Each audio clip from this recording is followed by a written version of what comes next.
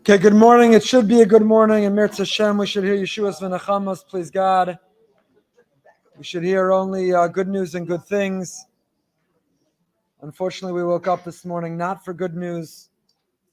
Our hearts are broken, shattered by the continued news of the price that Klal Yisrael is paying in order to protect not only Israel, protect the world, to fight this evil. So our learning should be Le'ili Nishmas, these precious soldiers, young, sweet, beautiful, innocent, incredibly courageous and brave, paid the ultimate price, demonstrated the ultimate devotion to our people, to our homeland. And their neshama should have an aliyah, their families should somehow find strength.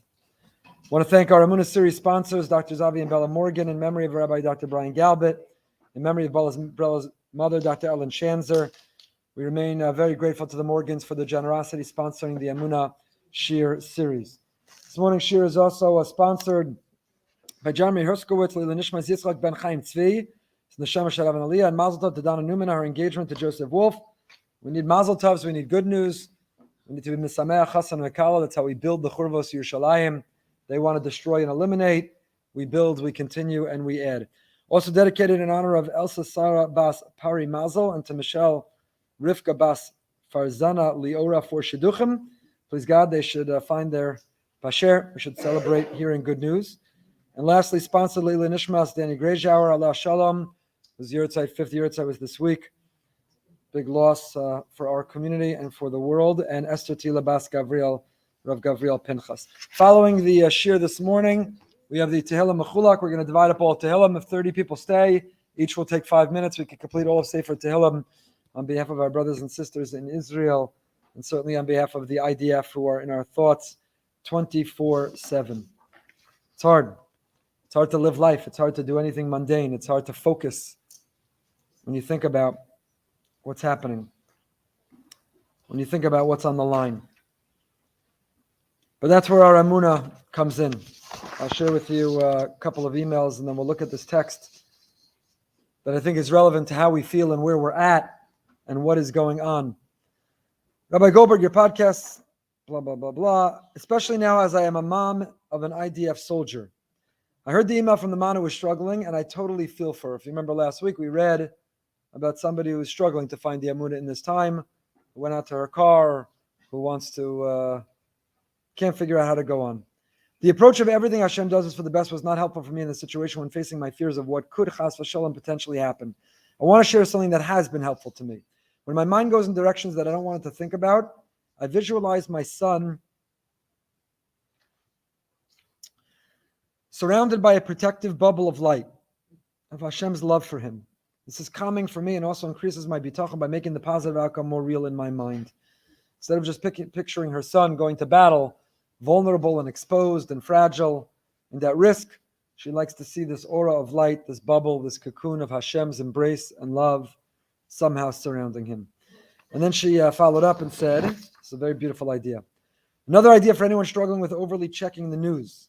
Make a Kabbalah, make a commitment that before checking the news or social media, you'll always first say a parak of Tehillim. If you find yourself obsessively keep checking and scrolling and checking and looking and checking, that each time before you check, say a parak of Tehillim.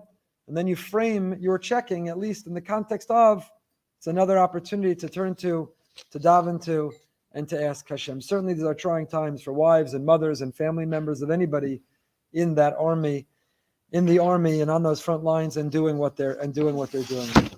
I mentioned on Shabbos, when I had the privilege last week of traveling with Rabbi Brody and Rabbi Gibber to Israel on your behalf, on our behalf, on our community's behalf, representing and hugging as many as we could and showering with as much love and bringing as many supplies and visiting as many places as we could.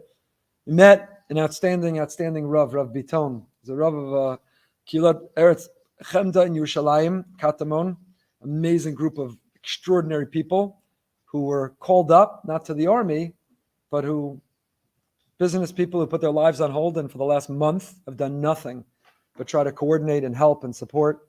And they're led by Rav Biton. Rav Biton is not only a great Talmud Chacham, a Sephardi Rav of an Ashkenazi shul, but he's a warrior. He's a fierce soldier. He's called up to the reservist, and he's serving on the northern border, the border of Lebanon. We visited there, 150 meters from Lebanon. And just to repeat, because he's on the front line, literally the northern front line, but the Emunah that he lives with, is contagious. It is inspiring. It's awe-inspiring.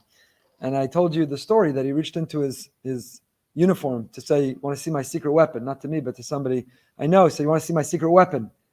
And the thought it's going to take out the latest laser, the latest technology, the latest gun. And he took out the Shar HaBitachon of the Chovas HaLevavos. Started waving it at the border at Hezbollah. Take this, take that, take this, take that. Shar HaBitachon. That's our weapon. That's our weapon. We need other weapons. It's the Milchama Katana. The smaller war we're fighting is the war with physical enemies. But the bigger war, the bigger battle, spiritually, we believe we don't experience these things in a vacuum. And they leave us flooded with questions that have no answers, a feeling of where is Hashem being so distant, which is also okay. And there's precedent for that in this week's Parsha. Pasuk says that Avram Avinu, Vayaras HaMakom Merachok. When he comes to the Akedah, to Hara Moriah, Hashem says, take your son, your only son, the son that you love, and despite your proselytizing and teaching the world that child sacrifice is egregiously immoral, I want you to do it.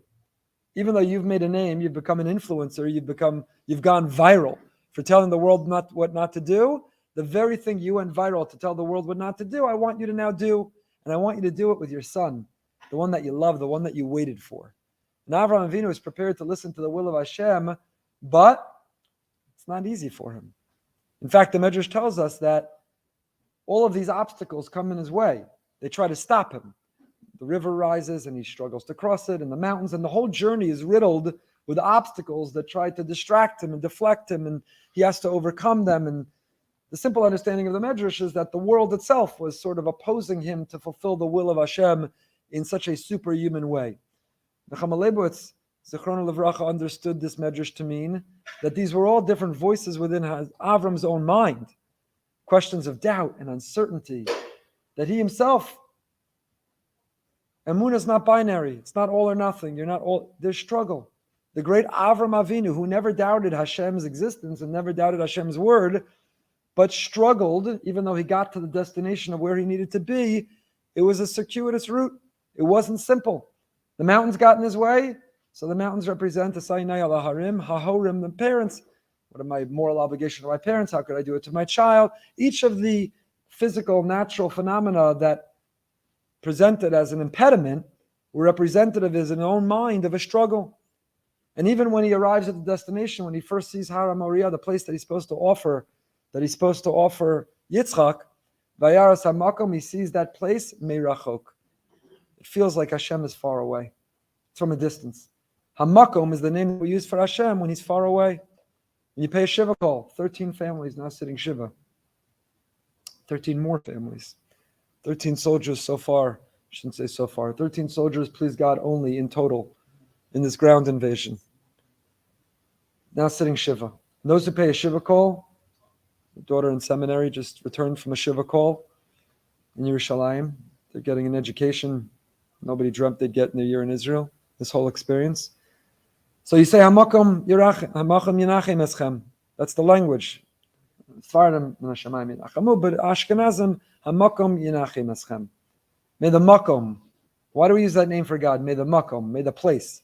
Simple understanding is God is here, there, and everywhere. God is in every place, and even when he feels absent, Hashem is everywhere. So Hamakom, he's everywhere, even here, even in the Shiva house, even at this horrifically tragic funeral. I know these losses have impacted people in this room.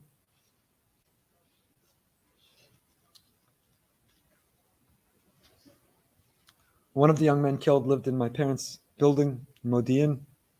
Saw the video of outside the building today, the street lined with people to escort the family. Hamakom, Hashem is everywhere, even on that street, even in those Shiva homes, even at those funerals. But first says the word Hamakom, the name of Hamakom, of Hashem Hamakom, is the name that we invoke for Hashem when he feels far away.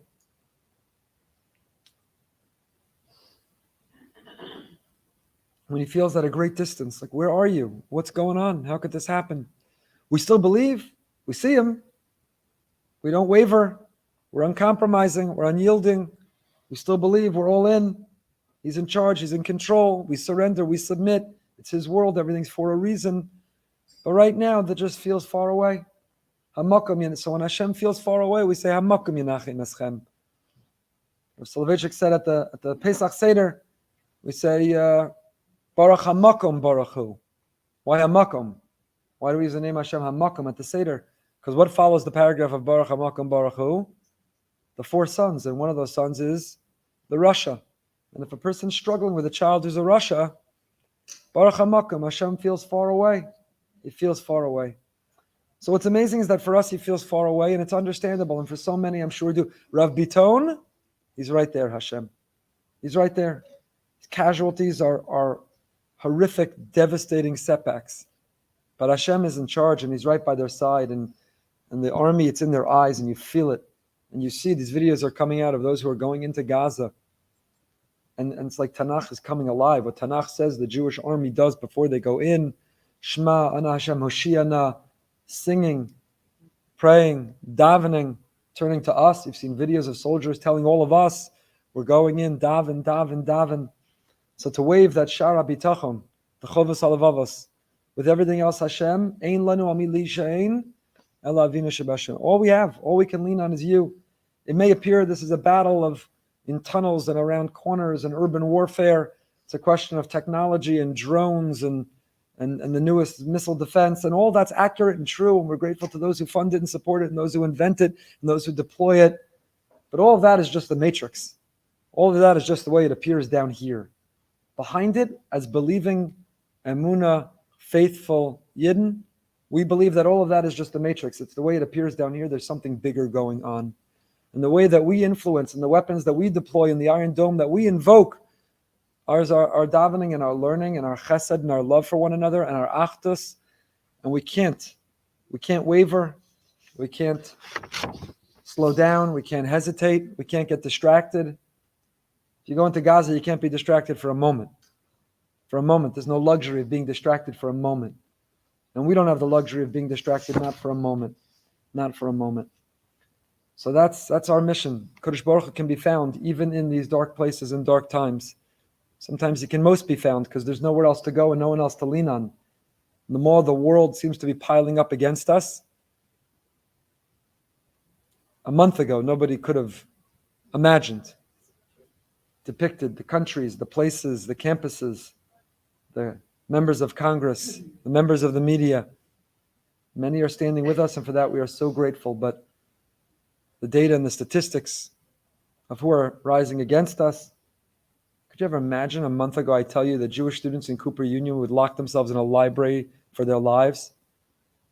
Imagine I tell you that Cornell University, they'd have to shut down the Hillel and tell Jewish students stay in your dorm room. Columbia Jewish students would be threatened for their lives. Thank God for the New Yorkers. Boy, do they have nivel peb. But I'll tell you, more and more videos are coming out. These non-Jewish New Yorkers who aren't tolerating those who are tearing down the posters. Unbelievable. Those who bless us should be blessed. They should be blessed. They got to clean up their mouths, but they should be blessed. You could watch the videos on silent. Watch the videos with the sound off. Just watch the video with the sound off. But boy, it's nice. It means something. It feels good when someone has a little solidarity. But you look in the eyes of the soldiers and you see the will of Klal Yisrael and the Emunah and the Bitachon. How could you waver? Ride their coattails. We've spoken in the past about when we're struggling, use someone else's hotspot. Watch the video of the soldiers who are unwavering in their Emunah, so-called secular soldiers who never heard of tzitzis or put on tefillin until now. My friend, Rabbi Shui Biston, Chabad of Parkland, who's back in Israel this week for the second time. He can't stay away. Just left me a voice note this morning. Describing they have a Sofer and a Sefer Torah and they're going base to base. Soldiers are writing in their letter to complete a Sefer Torah. Soldiers who never opened up Torah, never felt bound by Torah, never were part of the community of Torah, who are now writing their letter in Torah, finding their place, their name in Torah. Just amazing, amazing things. So they're our hotspot. You have no connection. You're buffering. You're in and out. It's not not a high speed, not a low speed. You're no connection. Find someone with a hotspot, and the soldiers, they're our hotspot, and connect through them because it's amazing. It's amazing. Their Emunah, their bitachon is just uplifting.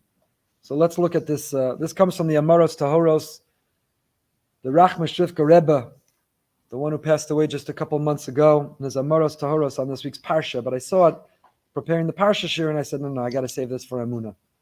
I have to save this for Emunah. And he says the following, page Kuf Yud Ches, the side that's page 118, the left-hand column.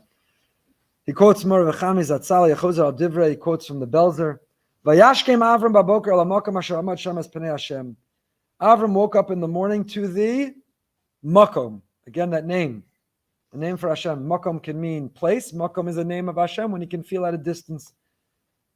Our Chachamim, our rabbis, Chazal tell us, the Gemara in Brachos Daf Chavav, L'meidim Mipasuk Zeh, Sha'avr Tikein, Tefillah Shachris. The Gemara in Brachos there quotes two traditions. Our davening, Shachris Mincha Mar, 3 times a day. Is it modeled after the Karbanos? Is it modeled after the Avos?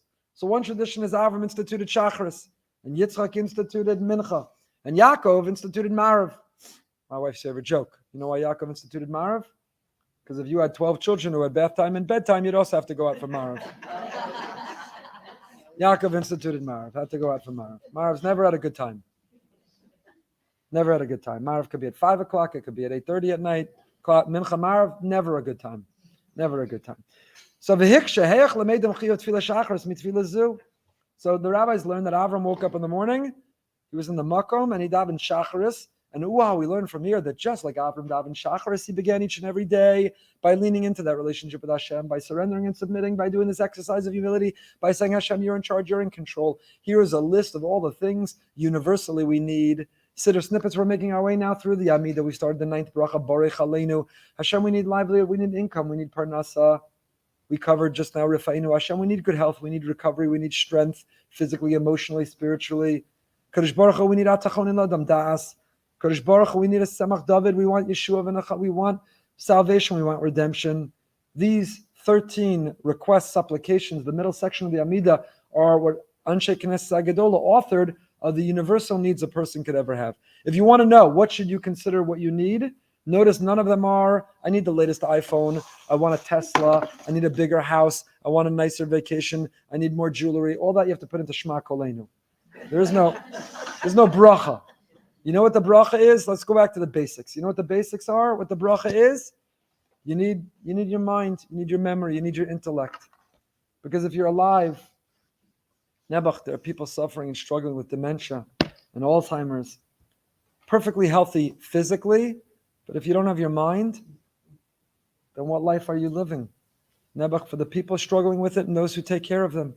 Heartbreaking. That's a universal need. That's a universal need. And then we fight our fights. Because if your life is filled with struggle and fight and conflict, what life that has no peace, no serenity? And Rifa'inu, health. If you don't have your health, what do you have? That's why Rifa'inu is before Baruch Aleinu. If you don't have your health, what good is your money? You all know the famous Jewish comedian, Your Money or Your Life. Who was it? Jack Benny. I'm thinking. There's a whole new one for that. I won't embarrass her, but someone related to me who's in Israel for her year sent a little video with one of the sirens right outside the shelter. Said, there's no Wi-Fi in there. Should I stay here or go in? Your money or your Wi-Fi? Your life or your Wi-Fi? Said, no, I don't even mean to make it. She went in. Everyone relax. My mother's watching. She went in. It was a joke. On her way in, she had a minute to get it. It was a joke, but it's an updated version of that question. Your life or your Wi-Fi?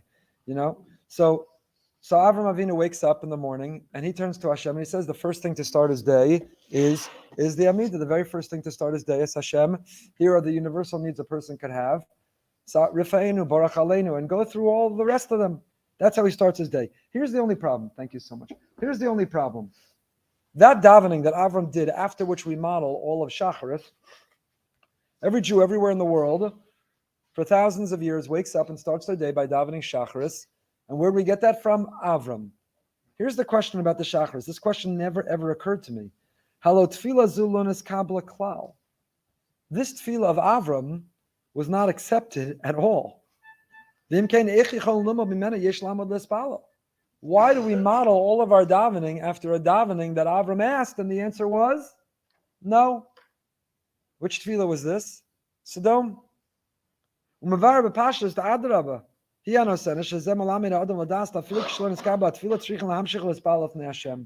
It's an incredible question the Belzer Rebbe is.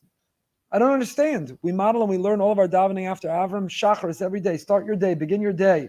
Begin your day with an expression of humility, expression of gratitude, an expression of dependence and relying on Hashem, with reviewing what are our universal needs, what are our hierarchy, what's our priority, what matters, what's important. Beautiful. We all know that. Shacharis, Avram Avinu. Here's the thing. Avram got a no. So we're modeling, starting our day after Avram's request, that he got a no to. Can't we find a yes? Can we find an example of someone who got a yes? And then we should begin our day modeling ourselves after the yes that Avram got. And he answers, what you see from here is the opposite.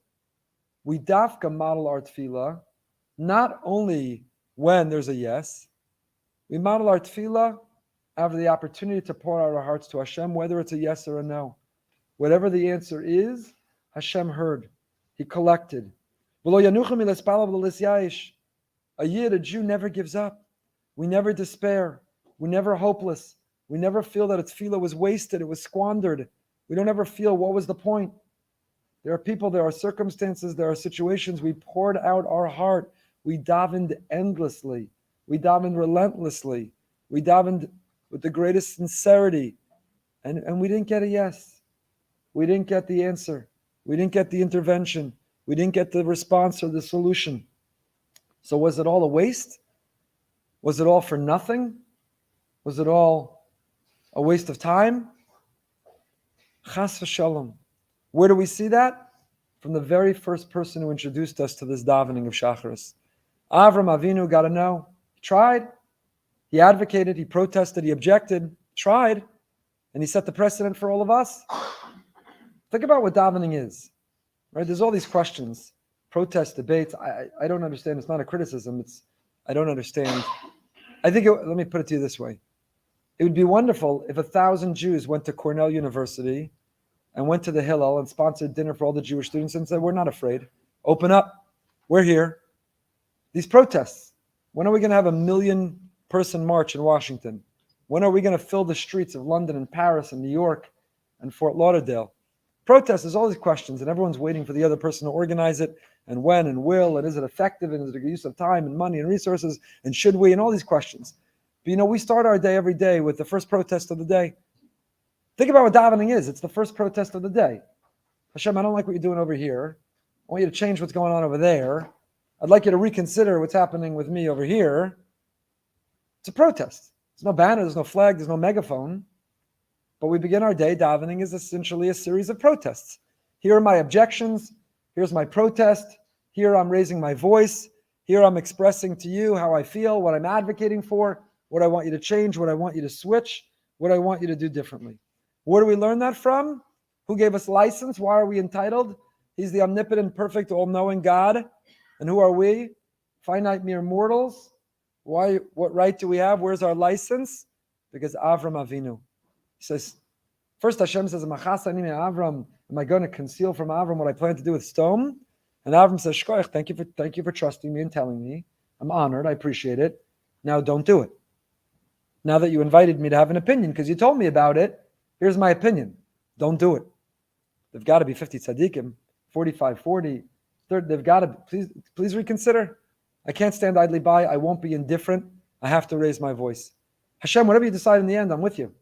You're in charge. You're in control. Whatever you decide is right and righteous, but I have to raise my voice. That's why you gave me a voice. That's why you gave me the power to speak. Adam Arishon was endowed with the power of speech long before Chava came into existence. Whom did he speak to? Why was he given the gift of speech before there was anyone to talk to? Because the original purpose of speech is to talk to Hashem. Oh, once we could use it to talk to Hashem, it also comes in handy to talk to each other. But don't think I use my power of speech to talk to each other. Now I have the power of speech to communicate with others. I might as well use it also to talk to Hashem. We have it backwards.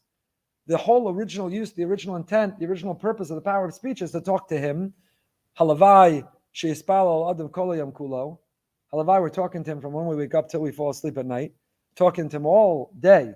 Hashem, help this kid get ready and go to carpool easily. Let it not be frustrating. Let it not be difficult. Hashem, let there not be traffic. Let the light turn green. Let me get there on time. Hashem, let this business deal go through. Hashem, let the challah rise and come out well. Hashem, let that, whatever all day long we're talking to Him. The original purpose, why we have a voice, why HaKadosh Baruch Hu invented a world with communication is to communicate with Him. Once we communicate, comes in handy to communicate with each other too. It's really handy. But the original use is to communicate with Him.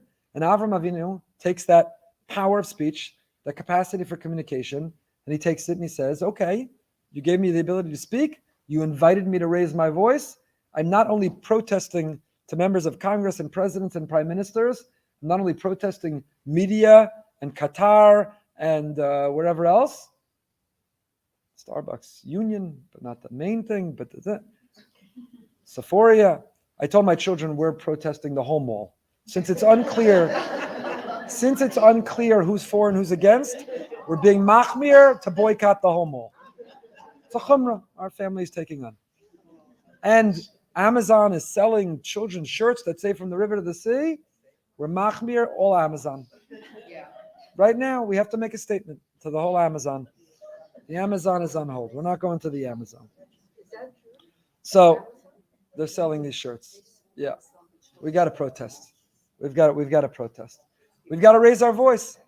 But where does it begin? Who's really in charge? Who's really in control?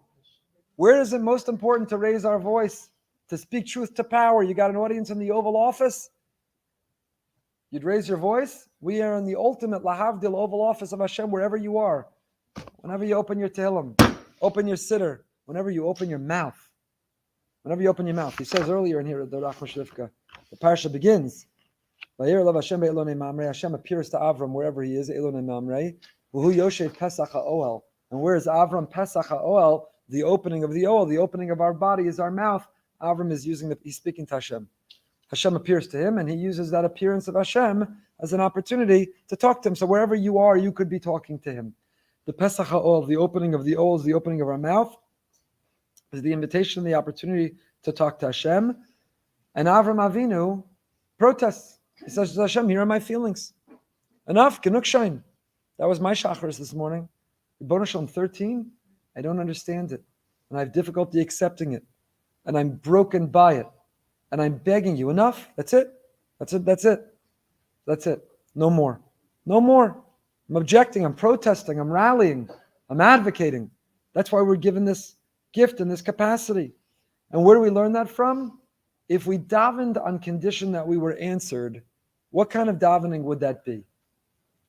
If we davened only on condition that we got the answer we want, did we in fact even really daven? What makes davening meaningful is that what we say is, Hashem, I surrender to you. Here's the world the way I see it. But if it's a choice between the world the way I see it and the way you see it, my finite vantage point, your infinite view, I surrender to you. I'll raise my voice, I'll protest, but in the end of the day, whether it's a yes or a no, I won't stop asking. I won't stop speaking. I won't stop turning to you. I won't stop talking to you. It all goes together. So where do we learn that from? Where do we learn that we should daven even if the answer is no? That there's a value in connecting, in surrendering, that we grow in our emunah, that we grow in our humility. Where do we learn that from? Where do we see that from? Why bother? Why does it matter? Why should we do it? Why not despair? Why not give up hope? Why not have yesh? We got to know? Okay, so Siddur stays closed now. Where do we learn that from? Only from the very person that taught us tefillah altogether. Avram Avinu. Adrab, hiano sena shezem alamed adam lodas tefillah kishlo niskabla tefillah tzrichen lahamshich l'spal lefnei Hashem v'lo yanuchem l'spal v'lo l'syayish. Don't stop davening. You got to know. There were 13 no's over the last couple days. Open the Siddur, open the Tehillim, more sincerely, more intensely, more kapitlach. Because we have no idea where those tefillos are collected and what happens with them. They're not wasted, they're not squandered, they're not worthless. They didn't go nowhere. The Ribono Shalom collects them, and he stores them, and he banks them, and he files them. Maybe the 13, we're going to be 30. Maybe the 13, we're going to be 300. Maybe the 13, we're going to be 1,300. All those tefillos, they're banked, they're stored, they mean something. They make a difference. They move the cosmos. They weren't allocated over here. We didn't see it manifest or expressed in the way that we wanted. But HaKadosh Baruch Hu deploys. He's got the ultimate spreadsheet. He collects our tefillos and he uses it. They say money's all fungible. So you have a bank account, and we thought the withdrawal was over here, but meanwhile our tefillos are funding something we don't even know about. We davened for someone and we didn't get the answer we wanted for them, but those tefillos, we don't know if they cured, if they healed, if they extended the life of someone else. We deposits. Our job is to make deposits. How the money in the account is allocated, we're not in control, we're not in charge, we're not signatories. We don't put our signature on the check of how the money is allocated. All we do is make deposits. We make deposits, the Ribono Shalom spends. How he spends, he has an infinite, omnipotent view, strategy. We don't get access to see. We don't get to look at the records. We don't get to review exactly how it got deployed. All he keeps telling me is, look, I got a lot of expenses. Your bank account's running out. I'm begging you, make deposits, tehillim, tefillos, schuyos, chesed, learning. Hashem says, I can't add to the bank account. That you do. Through your bechira chavshis, through your free will, you deposit in the bank account. Me, I make withdrawals. I run the world. I know exactly the way the world works. I know where it needs to be deployed. I know what's just and righteous and fair. I know what's good, not what's painful, but I know what's good. I do the allocations. Deposits is you. So Ribono Shalom's looking down at us right now and he's saying, Klal Yisrael, B'ni B'chori Yisrael, my precious children, the bank account's running low. Bank account's running low. Quick, make deposits. Open your tillim, open your siddur, run to do a chesed, express Avas Yisrael, make shalom. Quick, make deposits because there's so many bills that need to be paid. 500,000 soldiers on a front line. There are so many bills that need to be paid. So many Shiva homes that need comfort and strength. An economy that will be in shambles. Jews that are targets of anti-Semitism around the world. Hashem says there are so many requests. And I want to be able to fulfill them, but I can't until you make deposits. So don't ever look and say, what was the point? I put money in the bank and when I went to withdrawal, I didn't get to take it out. Because you were never entitled to think you get to take it out. We're not in control of taking it out. We don't get to do withdrawals. Our name is not on the check. We don't have a debit card. We can't control what we withdraw. All we're in charge of is what we deposit. What we deposit. It's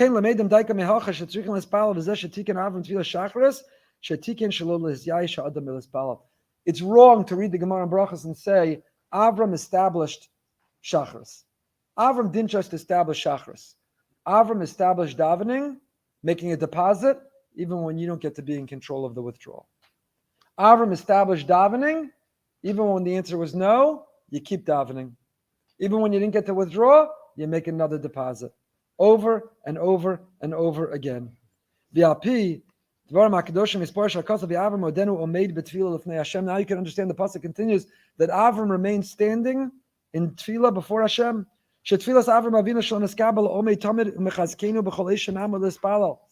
it mean that Avram remained standing before Hashem? You know what it means?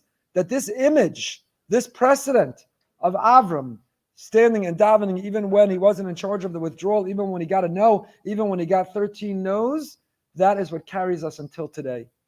You'll say, that's good for Avram. Avram was Avram Avinu. Avram is a patriarch. Avram is the Av Hamon Goyim. Avram is the great Avram. He had such Emunah Bitachon. He was a child and he found Hashem. Of course, Avram can continue to daven when he got to know. But me, I don't have that Emunah. Me, I'm struggling with doubt, with uncertainty, trying to find Hashem. I don't have it in me. The answer is you do. Because how did you daven Shacharis this morning? What bracha did you make? The bracha of Avos concludes. We say, Elokei Avram, Elokei Yitzchak, Elokei Yaakov.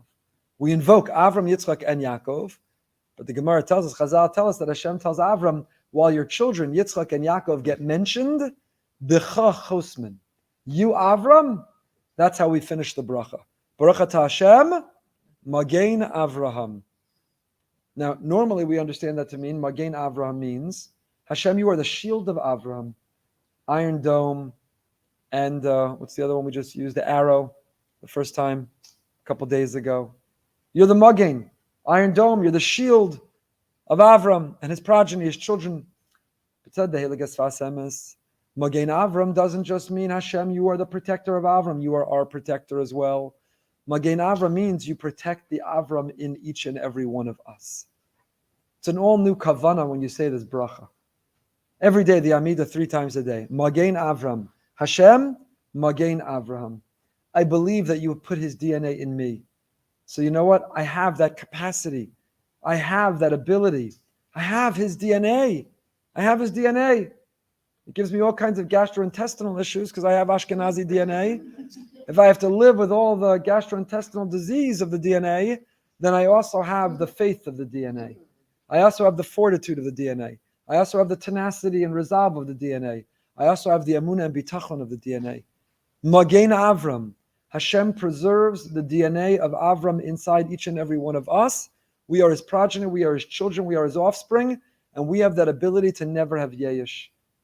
Yeyish, there is no Yeyish. Yeyish is Shalom Midas. Yeyish, if you have Yeyish, it's because you're not thinking properly.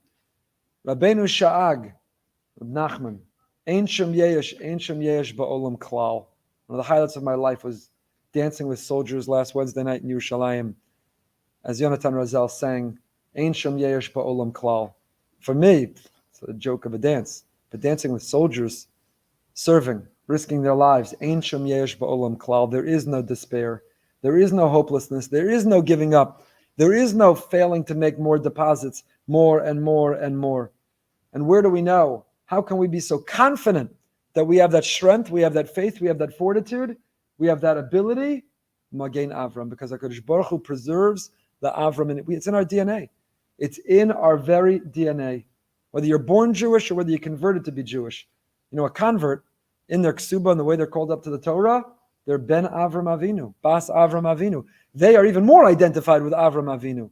Avram the Av Hamon Goyim. Born Jewish, Jew by choice. All of us are the children of Avram, and Magen Avram, Hashem preserves that capacity of the Avram in us. Hashem preserves it, protects it.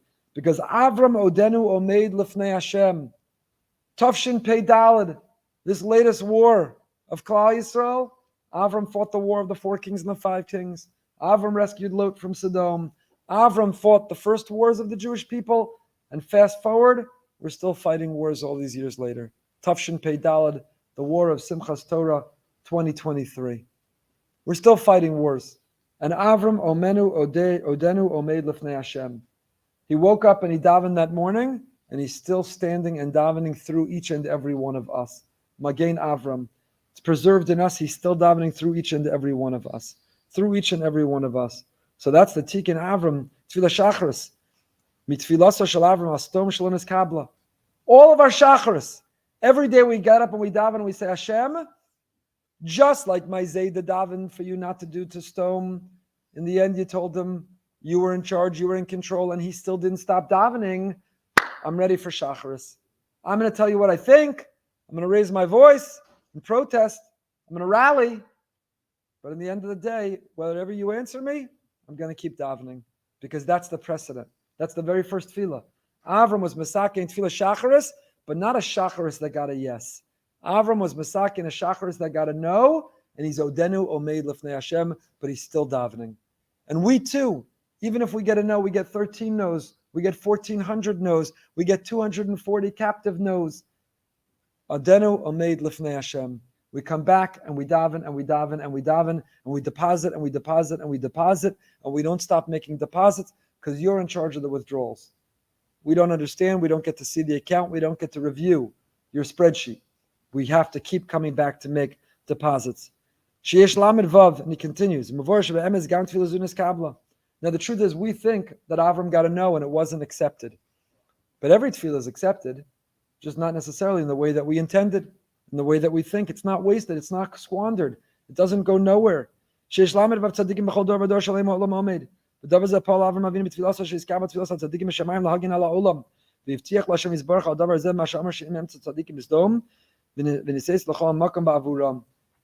save the whole world if there are tzaddikim? And there are tzaddikim in every generation, 36 righteous people who hold up the whole world. The davening is heard, it's answered. Hashem said yes to Avram. It's a deal. If you could find a minimum number of tzaddikim, I won't destroy Sodom. That tefillah was heard because until this very day, if there are a minimum number of tzaddikim, Hashem doesn't destroy the world. So it wasn't heard in the way Avram expressed it for Sodom, but it was heard because until this very day, the righteous people of every generation are what holds up the entire world. Are what holds up the entire world. And then he continues, Rabbi Lublin,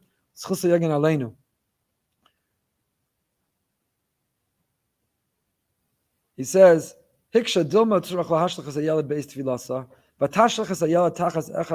says, she threw the child under one of the sichim. Lo yamod l'spal avur hitztarchos atzmo gashmi. Rak yechavim betfilaso al shchina sheishari imo betzar. Bizman she'adam hitztar shchina ma'omeres kalini mirashi kalini mizroi ayidezat tefila resuim mekubelas. But tashlichas hayeled perish shlichas hayeled machshavta. She stopped thinking only about the child. V'zeu tachas echad atzin she sichim lashon tefila like a sicha. When we daven, part of our davening should be not just the soldiers, the people, our view of the world, how it affects us, we're broken. But Hashem, what about you? What about you? Your brand has taken an enormous hit. We're your chosen people, we're your children.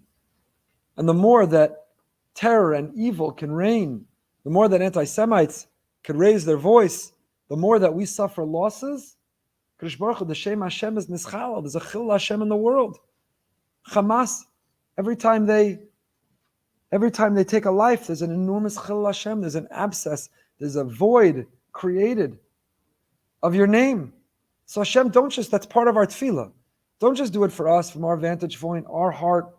We don't want to be devastated or broken, or people that we love, or families that we know. But we're also davening for you, Hashem. Your name, your honor, your brand, your mission to be revealed in this world. That's the most effective. In fact, that's the tefillah of Moshe Rabbeinu. When Moshe davens to Hashem, after the Egel, after the Meraglim, every time Hashem's like, I've had it. These people I'm done with them. They're not worthy, they're not carrying out their mission, they're not fulfilling their purpose. I'm done. And each time Moshe says, I hear you. I hear you. I don't blame you. But here's the thing, Hashem. And this is Moshe's trump card with Hashem. Of course, Hashem knows it. Who do you think taught it to Moshe? But Moshe comes to Hashem and he says, they don't deserve it. They're horrible. They're incorrigible. I also have no patience left for them. But here's the thing. If you wipe them out, what are people going to say?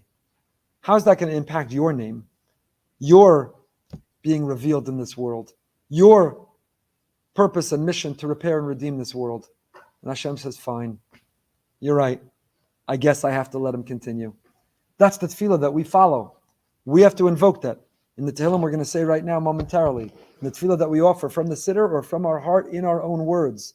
As we're davening for people we know. I keep on my stender a picture of my nephews in uniform right now.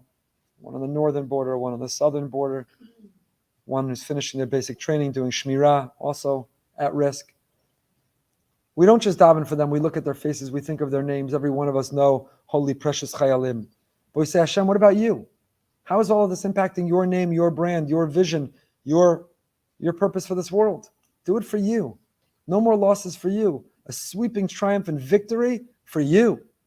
You know when Hashem's brand took an enormous, not hit, but was elevated? I wasn't alive for it, but I'm told. After the 6-day war. My mother describes, you walk down the street of Manhattan, every Jew was 10 feet tall. Non-Jews looked at Jews like every one of them was the strongest 10-foot tall giant.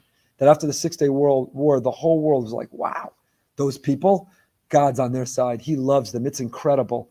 Everyone wanted a piece of God, of the Jews. Aliyah spiked. Conversion spiked. People wanted to study about Judaism spiked. People's fear of Jews spiked. Think about it now. It's the opposite. Hashem's name is taking a hit.